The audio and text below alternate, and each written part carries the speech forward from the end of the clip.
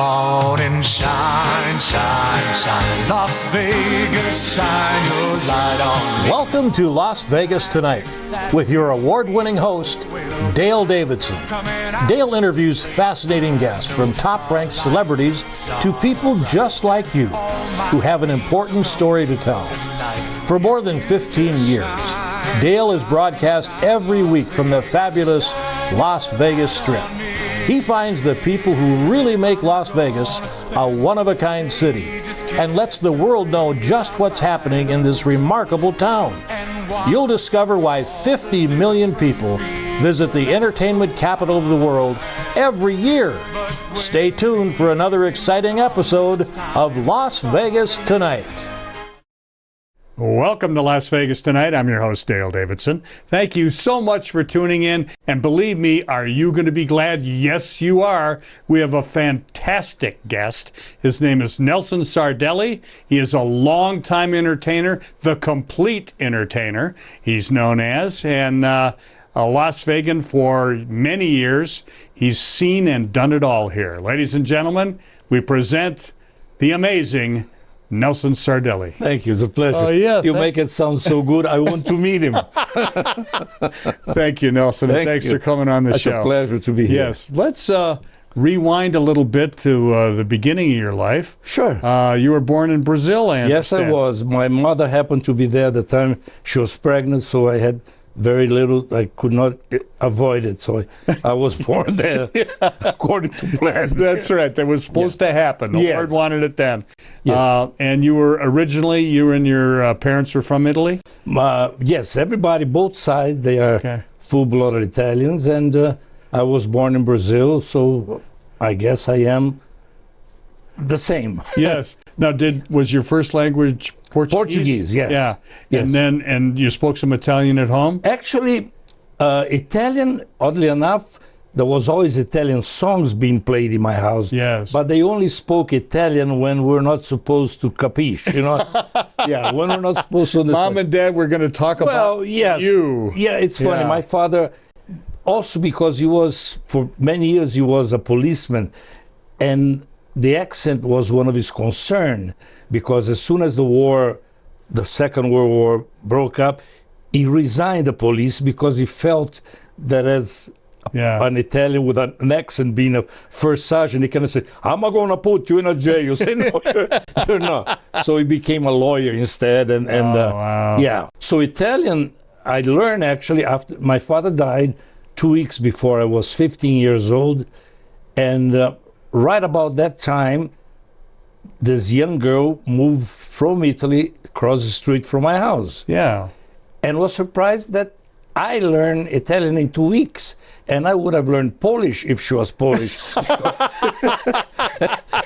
It's amazing. I've heard that about you. It's amazing. A ladies' man. No, but it's they say that if you have, there's such a thing as tribal memory, and whatever your ancestors were, it will be easy for you to learn the language. Yeah. That's what they say. Yes. At the time, like I said, she was Italian. I learned Italian suddenly. You know, you just need an objective. Exactly. And you had a goal. An incentive is all that you need, or a kick in the behind. So, there you go. Yeah.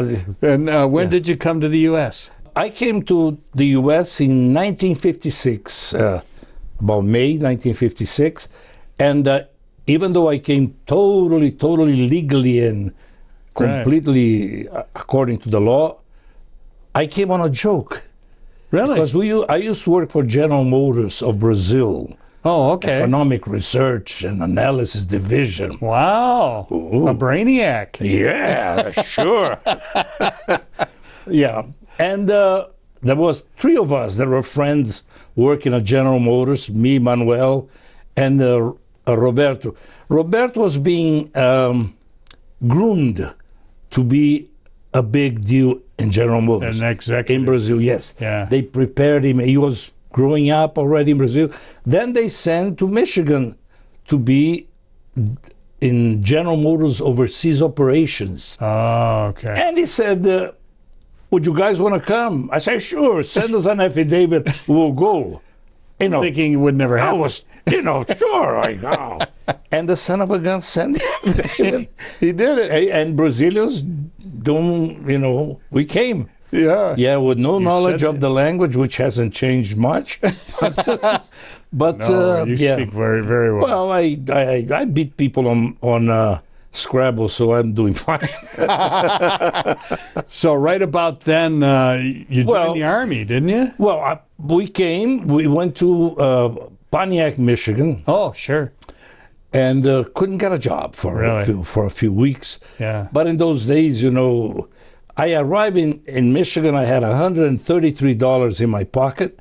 I sent $100 back to my mother, and I stayed in Pontiac, Michigan with $33. Wow. Which, we're talking 1956. It was It'll last you a couple decent, weeks. Yeah. And we're looking for jobs of all kinds, and just General Motors was laying off people, so we didn't get there as we thought we would. And one day we were walking by an Arthur Murray school of dancing, Oh, yeah. and they said, we're looking for teachers. I said, Manuel, let's go in. And we went, and we could hardly communicate with the people. But you could dance. Well, but see, that's a funny thing. To be able to dance, which everybody in Brazil does, is one thing. To teach is a different story. It's the breakdown of the steps. Sure. That is another completely science. Right. And but we talk, and they didn't know how they're going to use them. And we're about to walk out of the studio, which was on the second floor, and then you would go right into the steps in one of those buildings. And the lady, I don't know what came over, says, you know what, let's give it a shot. Yes. They would have to train us 4 weeks. But in the second week, they felt that I was ready to teach. At least I could teach the people that knew less than I do. Yes. So let's do it. But then they got a little too brave, or they put too much trust in me. And they start giving those lady students that are gold medalists that their entire life they went to silver, gold, or platinum, whatever. And they tell me to teach them. I say, what? So I would go to the lady and say, do you know this step? She says, I do. Of course I knew. I said, do you know this? I said, no. What about this? So You're learning. I'm learning. I'm thinking I am. So I created the salvation step, which is so you put your foot here, twisted, over here, two to the side. Twist. Do you know that one? Says, no. I said, let's work on that one. You knew something they didn't know. That was a salvation step. You invented it. And I worked with them for a while. Then I was drafted. Oh, okay. Because I came here legally. Yes. And within 6 months, December 6th, I found myself on a train going to Fort Leonard Wood. Oh, yeah, I know where that is. Sure. Yes. Sure. Yes. And you were in for 3 years? Well, 2 years. The regular drafted thing. Yeah. And which I loved it because I felt that I really belong. Yes. You know what I mean? Yes. Number one. Number two, even though my English was 6 months was getting much better, still wasn't quite there. But on paper, I was good. So I qualified enough that when I complete basic and advanced training, my MOS, became that I was on high headquarter level as a morning report clerk. Wow. Whoa. Yeah. Sure. They obviously had faith in your language and skills. Or else I bluffed very good. But sometimes that works. So when they send us to Georgia, Augusta, Georgia, Camp Gordon, and I had to get the morning report dates and take to the civilians. Right. Because the civilians would make all the salaries, So I came there, and the lady is lucky. She says, Nelson, do us a favor. Just get the data. Don't do anything. Bring it to us. So because they didn't want mistakes either. Yes. So what I did was beautiful. I would get the date, take to them, and then I had the whole day for myself. Yes. Oh, it was great. It was great. It was cushy. It was cushy. It was good. But it was wonderful. learning the language, learning the ways. Somebody told me that you were teaching the soldiers how to dance. How did that happen? Yeah, we went to USO, and there was a lot of guys there. They did not know what to do. So when they said, what, I can teach a bunch of you, and I would get, who knows, 40, 50, 60 guys, put them, formation and teach, like the box step. One, two, three, forward, four. touch, side together, back, touch, side together, by the numbers. and it was all fun. Yeah, it was all good. It was rounding me. It was Americanizing me. I understand. Yeah, which, like my father who came from Italy, and he believed that when you move to another country, you assimilate. Yes. That is your main duty. Yes. You don't go there telling how great your country was, because if it was that great, you should have stayed. Yes. If you come here, you be part of the solution and not of the problem, And you're really a patriot. I know that about you. I mean, I think I am a Brazilian gung-ho, because I enjoy patriotism. For me, encompasses many things, It's just, is the people, is the country, is everything, Yes. I still love Brazil because, it was your home, and I have my brothers there, my family and so forth. But then again, I love that, but America is my country now. Yes, I understand. Yes, my daughters are born here. And I'm sure you have a message. Tell us about your upside-down U.S. flag. Well, I have the upside-down flags right now, and everybody asks. It's because at this point in time, I think maybe perhaps that we have to bring God back a little more, openly. Thank you for saying that. No, I mean it, because I figure that we are in a little bit of a stress, and this. An upside-down flag denotes exactly that. Distress. I figure that our leaders are not playing with a full deck. Yes, I understand. In fact, I don't think they even have a deck. Yes. There was a time, and I'm sure you remember it, but when I was growing up, the Pledge of Allegiance was said every day in school. Exactly. So help me God. Exactly. The Ten Commandments were always there on the board. Exactly. And then in the 60s, it all began to go away because of Madeleine Murray O'Hare, if you remember her, and all the Supreme Court rulings and so on. Yes. And I think we're suffering now, don't we? Yes, we are. Because I don't know if you're aware of this little club that I created here in Vegas. Non-club Club Fiore. Club Fiore. Which is a club that has no reason to be. The name... I've read the bylaws. Yeah, the name itself is Fun Italians Organizing Ridiculous Events. But in the beginning, it was just a bunch of guys. Yeah. Then, as the years went by, I realized, we don't curse, we're not vulgar. We should bring the ladies in. Allow the ladies Then the club really start flourishing beautifully. Oh, yeah. And as the years went by, I started by putting the Pledge of Allegiance. Yes, I know. And nobody, of course, said anything. And after a little while, I put the national anthem. So now we opened that club with the national anthem, Pledge of Allegiance, the invocation, and great. Sure. That's great.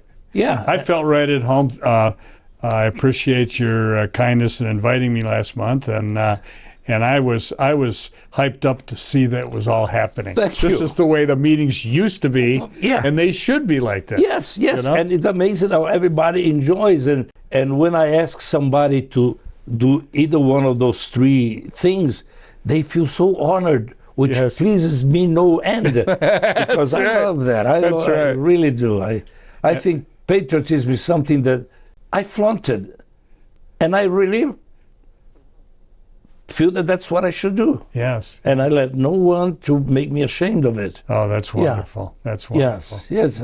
I got many blessings with the grace of God. I have many blessings to count, and there are many. There are many, and I'm continuously being grateful. We'll talk some more about that in our next segment. Nelson, we need to take a brief break. Why? Well, there's a thing called commercials. Oh, okay. Make a little bit of money. All right. We'll be back with the great Nelson Sardelli right after this.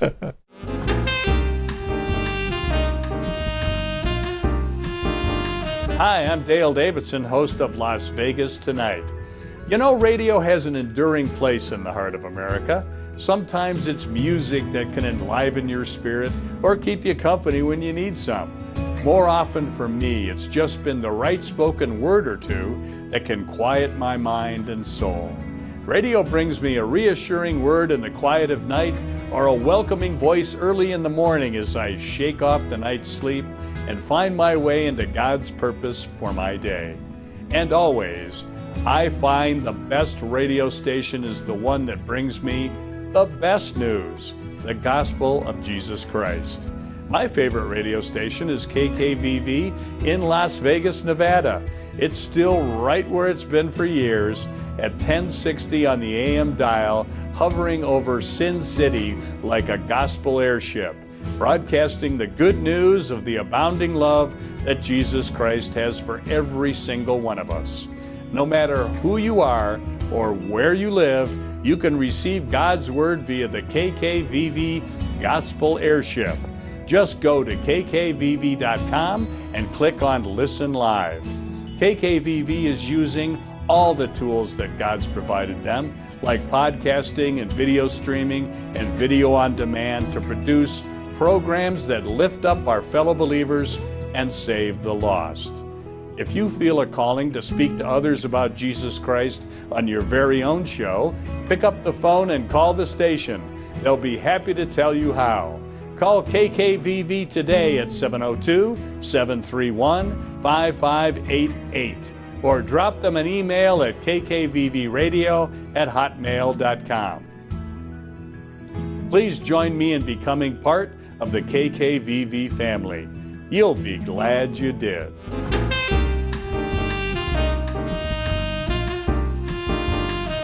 Welcome back to the Nelson Sardelli Show. How about that? Yeah, thank you so much for tuning in to Las Vegas Tonight. I'm your host, Dale Davidson. Mr. Sardelli is our very special guest. What a terrific man he is, and we certainly enjoyed that first segment. If you missed it, rewind it and watch it, because it sets up everything that's going to happen in segment 2.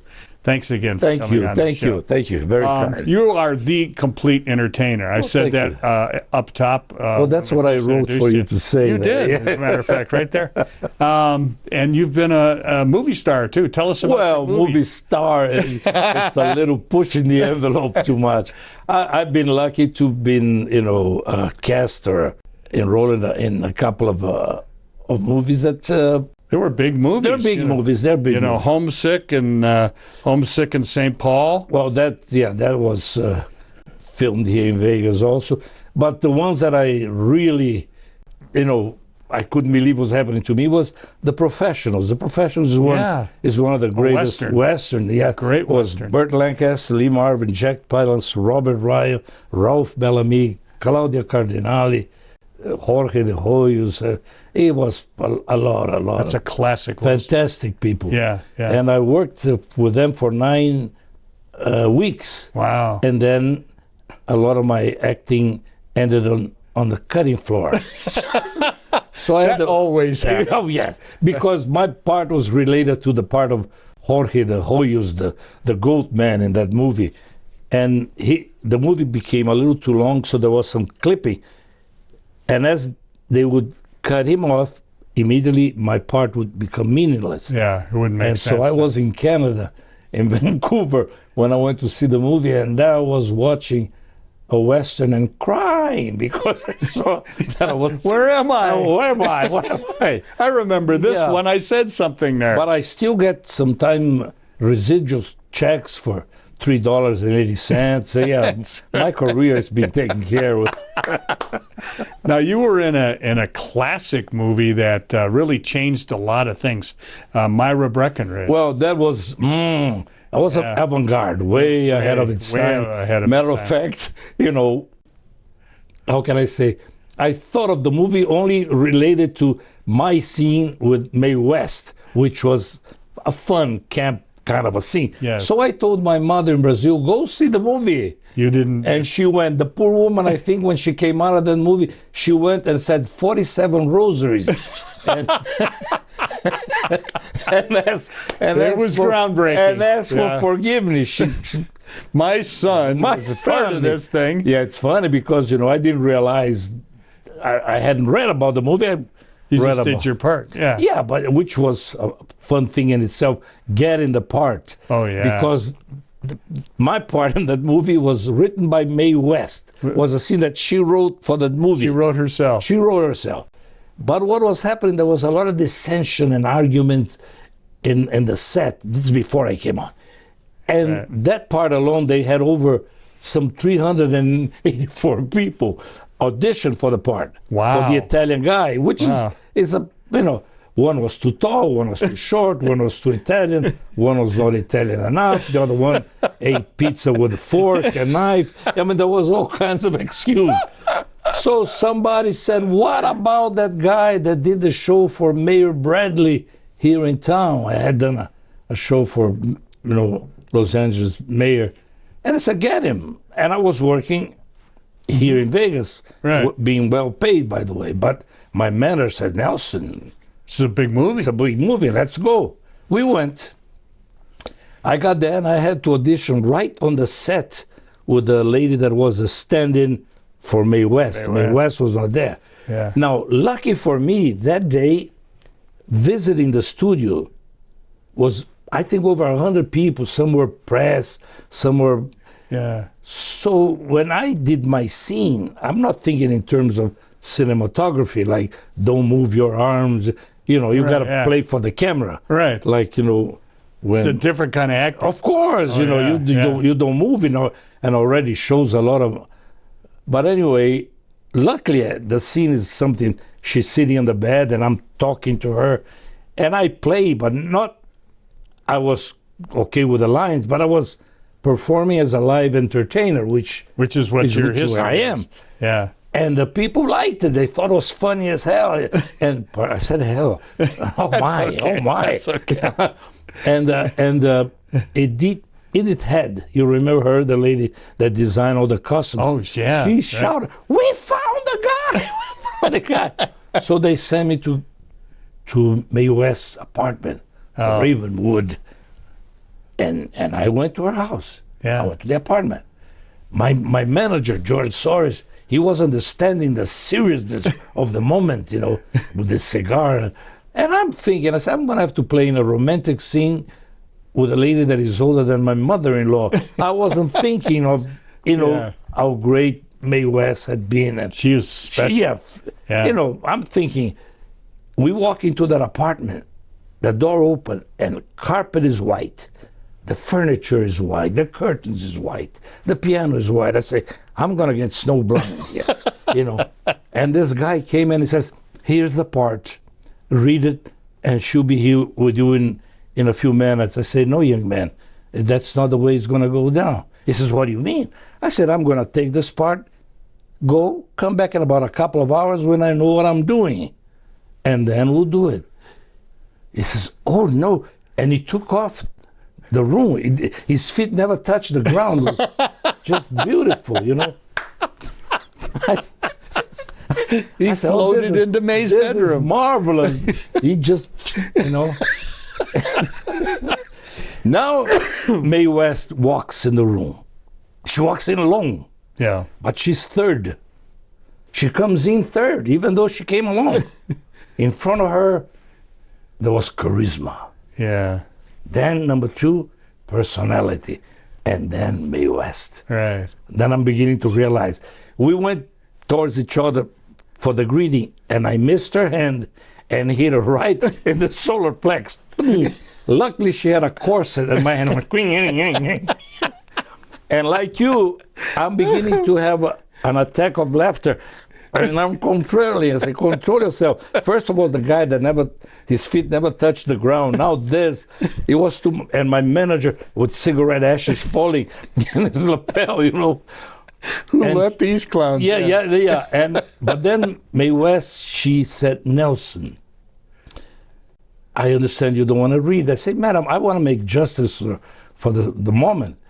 And she says, do me a favor. I knew what she was doing. We both went to the same psychological classes. You know what I mean? I know what she's doing, but I'm going with the program because she's doing it right. Yeah. She says, do me a favor. I just wrote this. Read with me, and then we see how it goes. I say, Madam, if that's how you put it, I'll read with you. Whether I get the part or not is immaterial, because it's a pleasure doing it. And we read the part, and when he finished, she was very, I would say, very like a spiritual, says, was meant to be that way. You got the part. Wow. I said goodbye, and I had to go back to the studio and tell them I got the part. And I went downstairs. There was a telephone booth on the street. Thank God Superman was not there. I was able to use the phone. Taking up the space. Yeah, to call my wife. And while I was trying to call her, the attack of laughter just wasn't Out it controllable. came. I was sitting on the floor telling her about the guy, the handshake. And so we went back to the studio. And the guy says, yeah, she said, it's okay. We'll let you know. I said, pal, let me tell you something. I'm working in Las Vegas. I'm getting $5,000 a week. Does it mean to you that I really care where this thing go? I'll see you later. And I left. My manager couldn't believe. I left. Yeah. Got in my car, and by the time I got back to Vegas, I had the part. That's It wonderful. was great. It was great. wonderful. Enjoy working with her and the other people that I met on the set. It was, Yeah. you know. Let me ask you about one other co-star of yours, Telly Savalas. Well, tell us about it. What was he like?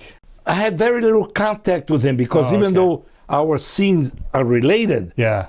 you know, he was Often you don't see the other stuff. No, because Yeah. I sarcastically looked at him with bitterness, and he waved at me and smiled, snickered.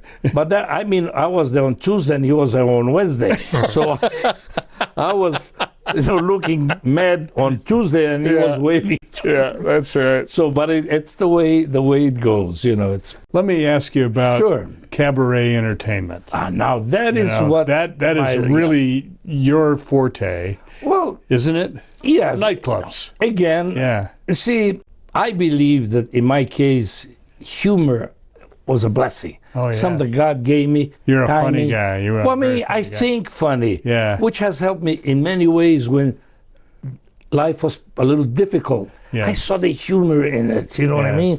And I was able to deal with it. Yeah. So even on my singing, I used to do some funny stuff in songs that didn't call for it. But the singing was where the live performance Yeah. was. Because when I came to the States, I knew I was going to become a performer, but I did not know how. You just felt that. I felt it, Yeah. Because but- you could sing and you could tell jokes. Well, I and could you sing you because- could dance and Yeah, because every Brazilian sing. Right. Second, when I needed money, my father used to say, sing me a song, which I always sang the same song. And then I went for the School of Art Dramatics in Brazil, Oh, okay. and it was free. And a lot of candidates, we started with 360, then we dropped to 125, then we kept dropping. And out of the 25 eligible, I was number 6. Wow. But then when I went in, I wasn't ready for tutus and things like this. Yeah. And my feet was still touching the ground. So I gave up. Same thing with opera. Oh, I went okay. to study opera. Me and a friend of mine from the same neighborhood, Benito Maresca, he became a big opera singer all over the world. Benito Maresca, you can Google him. Oh, yeah. And I went with him, but when you study opera, there is no room for levity. Yes. You either do right or you're going to hold a spear in the background for the rest of your life. I didn't even have a spear. I said, what am I going to do here? And the teacher says, you shut up until next Thursday. I said, are you crazy? So I Yeah. drop out. So tell me about your beginnings as a nightclub performer. How did that happen? I came to the States, and again, now I got out of the Army. Yeah. I'm looking for jobs. A friend of my uncle from Brazil, a cousin of his in Detroit, gave me a job as a construction. Oh, that's hard work. I went to the construction. I worked so hard that the steward came to me and says, "Come here, young man." I said, "Yes." He says, "You're making everybody look bad." He says, "Slow down." I've been told that. Yeah. He said, I said, "Well, I thought it was a day's work for a day's pay." He says, "Yeah, but there are ways to do the same." But that day I went back home, I had pains in my body because of the hard work. It didn't hurt here or here. It hurt here. Here. Yeah. So I remember the night I sat on bed and I spoke with the Lord. Yeah. I said, if this is what I came to the state to do, let me go back, because over there I didn't have to do it. You don't have to I do was in manual economic labor. research and analyst. So the next day I didn't even go back. I was, it Enough wasn't. of this. I went to a nightclub, actually it was a nice restaurant that had a lady that played piano. Right. She could play in every key. I think that was the beginning of open mic, I guess. They didn't know that. You invented open I mic. invented open mic. And I go there. I'm alone. I'm waiting for the girl that was Miss Michigan. Wow. I'm sitting in the bar, and I don't drink. Right. So I remember the gentleman that owned the place, Mr. Louis Dorman. He was Jewish, but he had become a Christian, Yes. And he came and he sat next to me, and he said, "Can I offer a drink?" I said, "No, sir, I don't drink. I'm having orange juice." Yeah. And then he looked at me and he says, "Why don't you sing?" Because you would get up and sing with the lady. Yeah. He says, "Why don't you sing?" I said, "Why don't you dance?" What kind of conversation is it?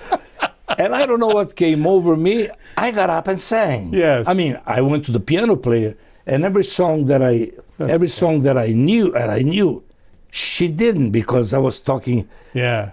But then we talk, and we find out, look at this repertoire. Volare, from those Oh, years. sure. Great song. Bésame Mucho, Poor Little Fool, and Rock Around the Clock. Can you imagine? 1, 2, 3 o'clock. Big hit then. I sung Huge that hit. night. I sung that night. The guy says, "You got a job. You do every Friday That's fantastic. and every other Saturday." Then I sang. He says, "You got the Saturday." Then I sang the Saturday. "You got the Thursday." Every week I gain a day. Wow, that's fantastic. Yeah, this goes on and on. Yeah. We need to take another brief break, Nelson. The pain. He was right. He was there. He was about to tell a great joke. I interrupted. We'll be back with Nelson Sardelli right after this.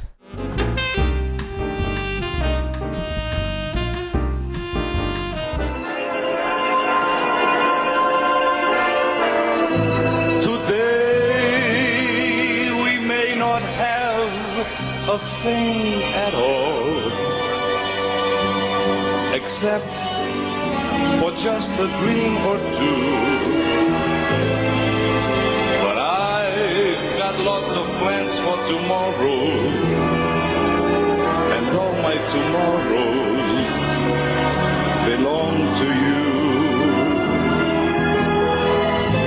Right now it may not seem like spring at all. We're drifting and the laughs are few,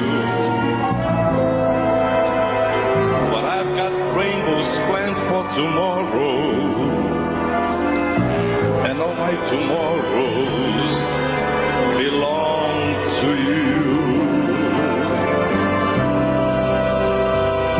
No one knows better than I that luck keeps passing me by.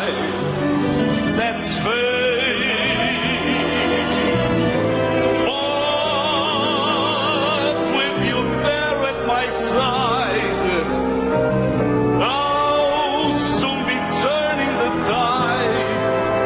Just wait. As long as I've got arms that cling at all, it's you that I'll be clinging to, and all the dreams I dreamed, beg or borrow, on some bright tomorrow, they'll all come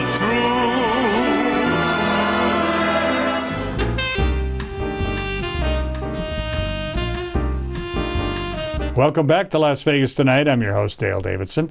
Nelson Sardelli is my very special guest. He has been regaling us. That's not a word I use very often, but he is doing it. Regaling. Regaling. Is that something like deciduous? That's yeah, leave it alone. Boom. Anyway, we've had a great time so far. Thank you. Thanks. Yeah, thanks for coming So on. do I. We were talking about what it's like to be a nightclub entertainer. Let me first drop a name on you. You opened for Judy Garland? Yes, I did. Yeah, tell me about her and about what you were doing. Well, it's funny. When I came to Vegas, I came to do an afternoon show.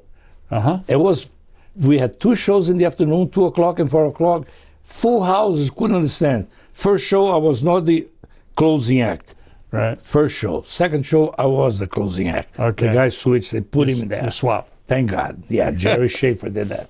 So I was doing good. I was the big fish in the small pond. You know what I mean?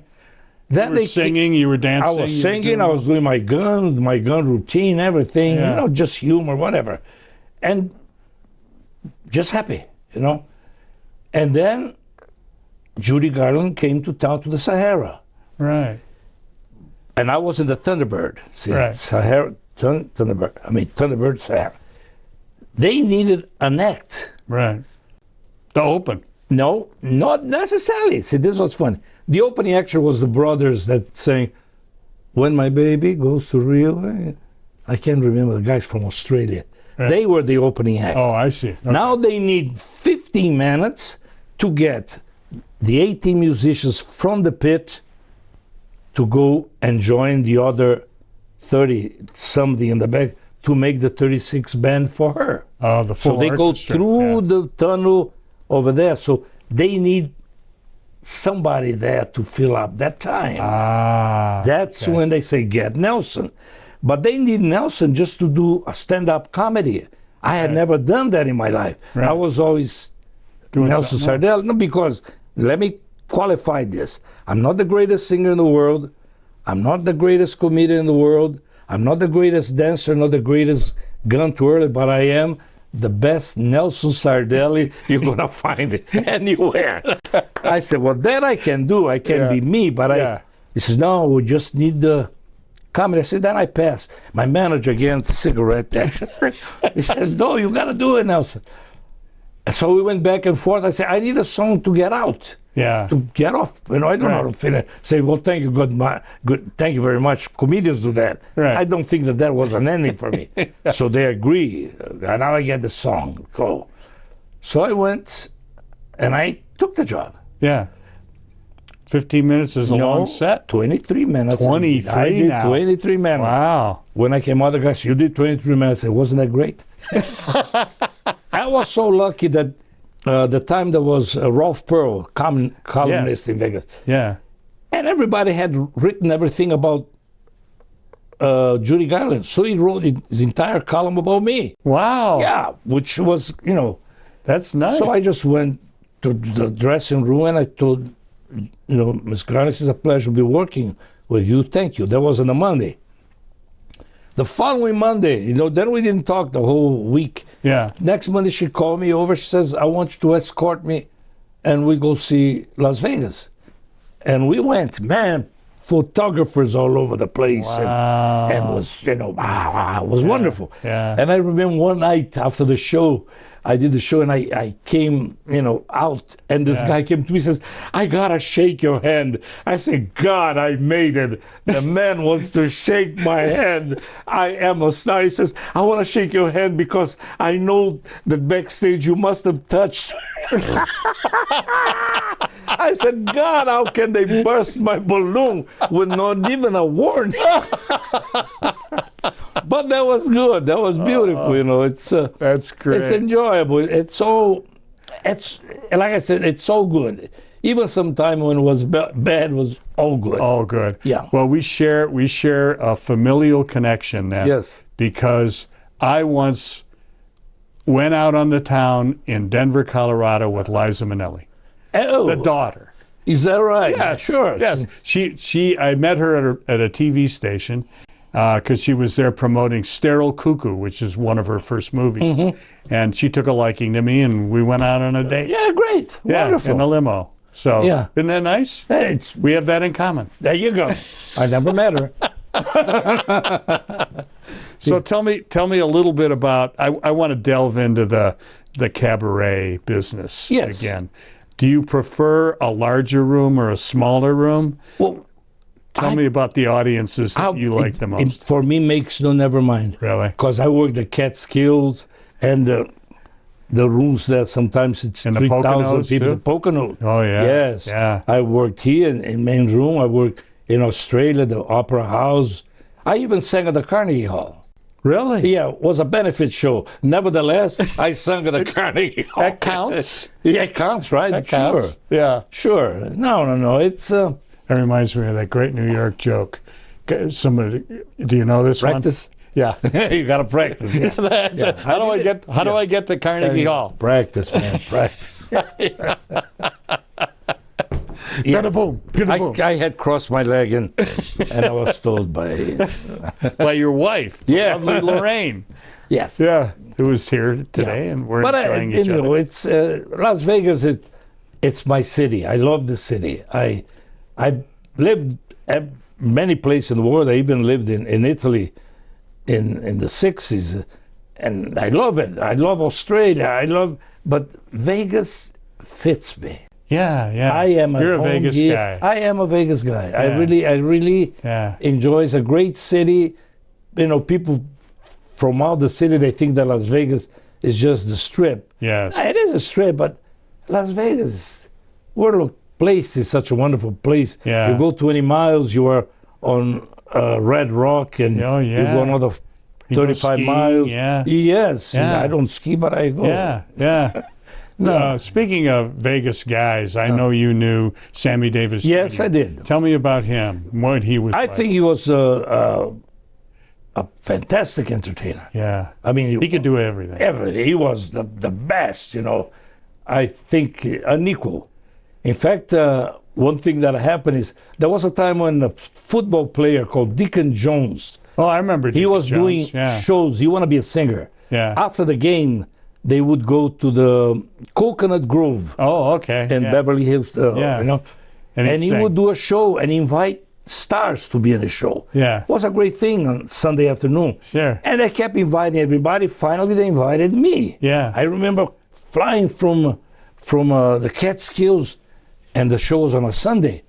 And there I was, and I find out that in the show, you know, Deacon Jones had Sammy Davis Jr. Wow. and had two personalities, radio personalities of LA that were going to do 8 minutes comedy. Right. And me. So immediately in my mind, being a producer, I knew that I would open the show because I was Yeah. the least known. Right. The local guys from the radio, Sammy Davis Jr. and Deacon Jones would do that.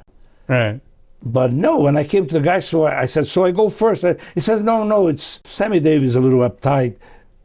He goes first. And he only going to do 2 or 3 songs. I said, pal, who are you kidding? He does 2 or 3 songs when you open the refrigerator and the light comes on. He said, that's when he does 2 or 3 songs.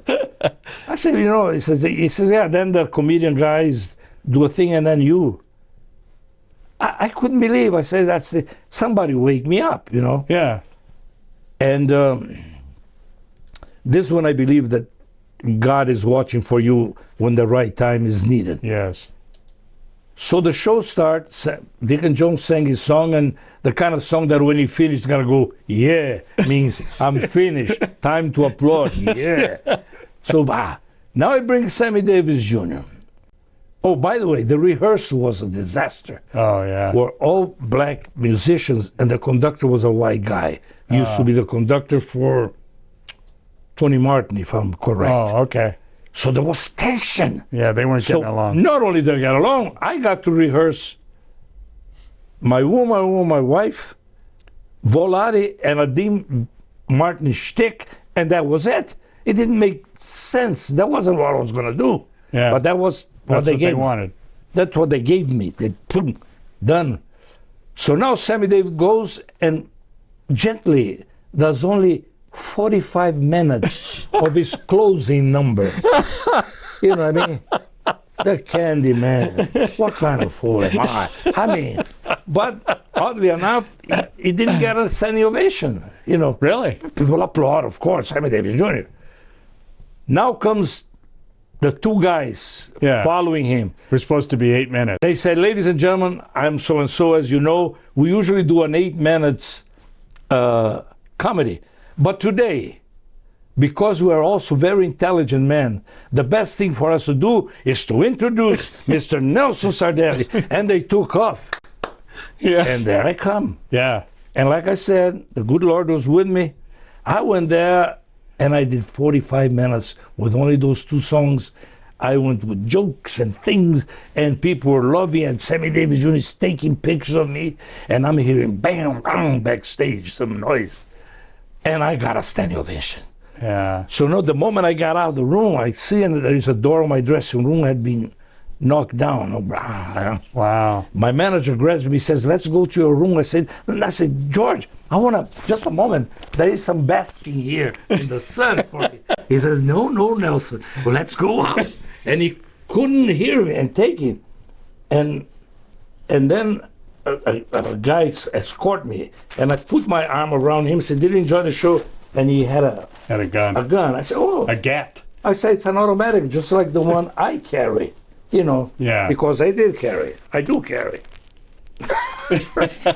Anyway. So keep that in mind. Keep that in mind. Yeah, keep the cameras on me. Anyway, so we go to the room, and there was no way that George would let me go downstairs and have somebody back home tap my back. It's a good show, kid. You know, that's all I want. Yeah, of course. He said, Nelson, did you hear the noise? He says, get that out the stage. You know, the guy was mad. Who was it? Oh, the producer. Deacon Jones.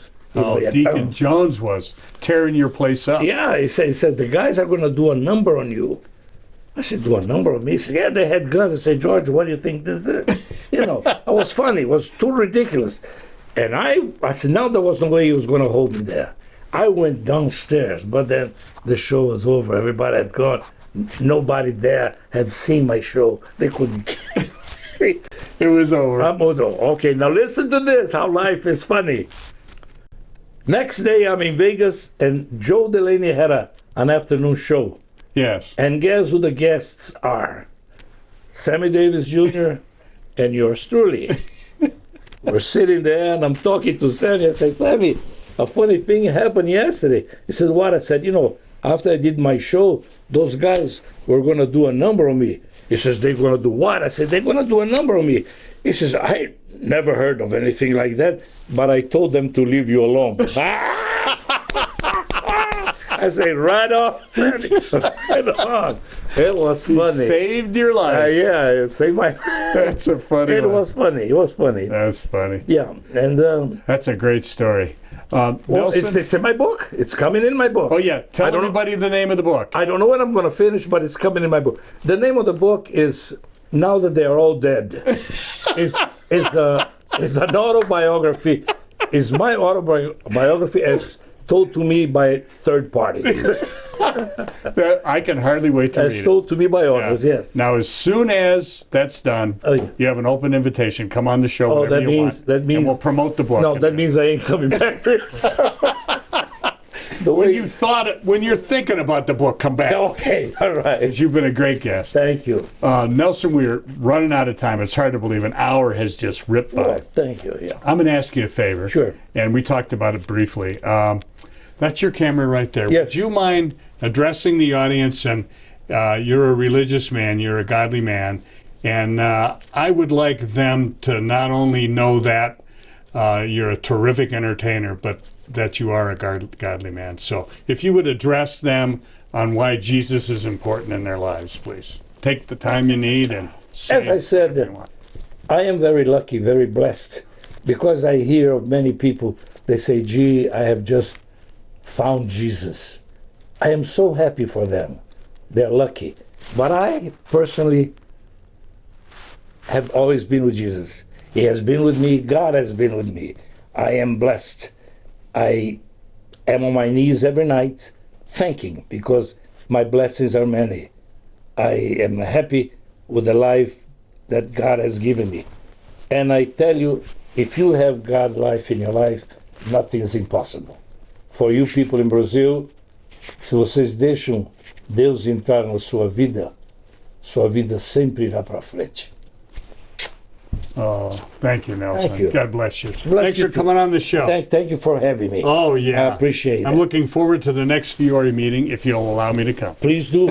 Please do. It's a must. And it's at the Italian American It's at Club. the Italian America Club, which we are not associated with them in any other ways. Right. That's our venue. Yes. They open the club only for us during the day on the second Thursday of every month. That's wonderful. And it's a wonderful so join Nelson. It's a Yes. great time.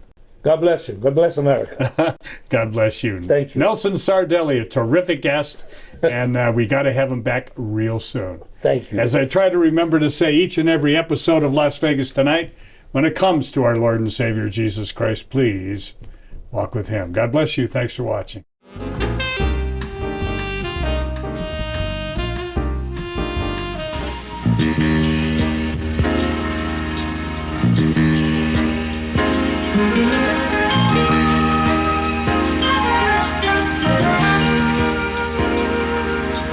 You can keep your head when all about you are losing theirs and blaming it on you. If you can trust yourself when all men doubt you, but make allowance for their doubting too. If you can wait and not be tired by waiting, or being lied about, don't deal in lies, or being hated, don't give way to hating, and yet don't look too good nor talk too wise. If you can dream and not make dreams your master, if you can think and not make thoughts your aim, if you can meet with triumph and disaster, and treat those two imposters just the same, if you can bear to hear the truth you've spoken, twisted by names to make a trap for fools, or watch the things you gave your life to broken, and stoop and fill them up with worn out tools.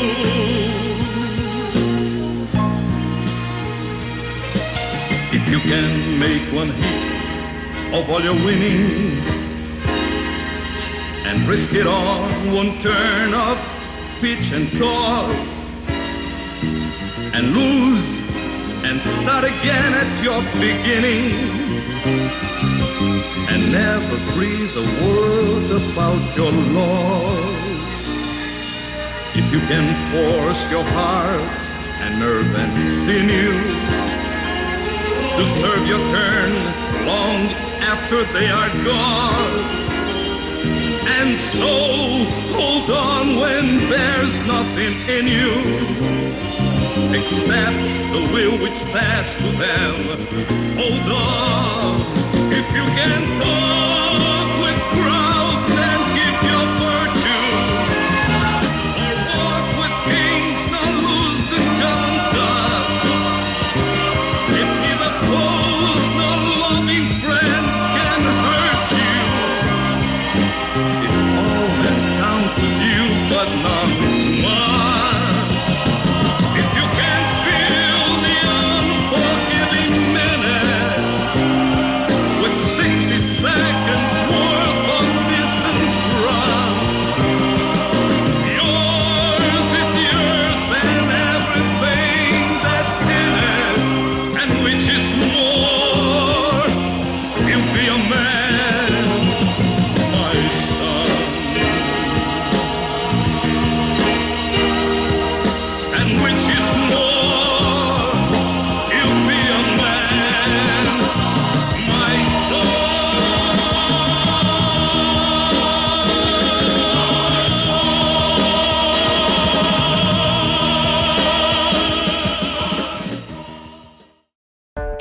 Across the ages, humanity is often gathered in prayer, especially in times of crisis and need.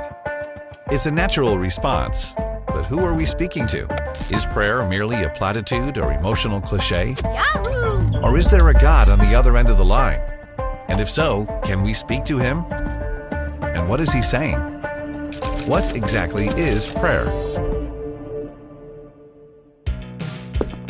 Theologian John Piper describes prayer as intentionally conveying a message to God. He also outlines 3 main approaches to prayer, which each depend on how you view God. If your perspective is that God is in everything and everything is God, including you, me, the sunrise, the humpback whale, the smoke lightly wafting from a sun. Well, you get the picture. Prayer from this perspective is all about connecting with the divinity within us and around us. The only problem is that if we are part of God, prayer can feel like a one-sided conversation.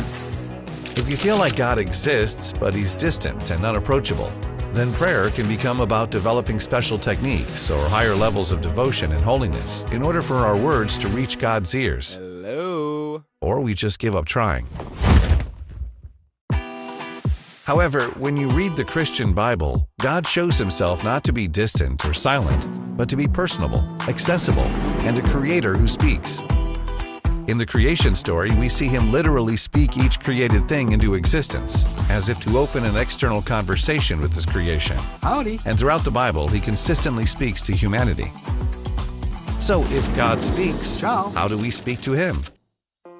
A big part of God's conversation with humanity was the person of Jesus, who God sent to earth as the human manifestation of Himself. Thank you very much. So that He could talk to us directly. The Bible literally refers to Jesus as the Word, God's Word.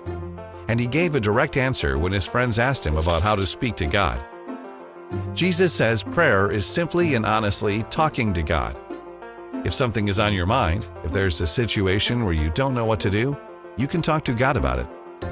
You don't have to pray in a church, and you don't have to sound religious.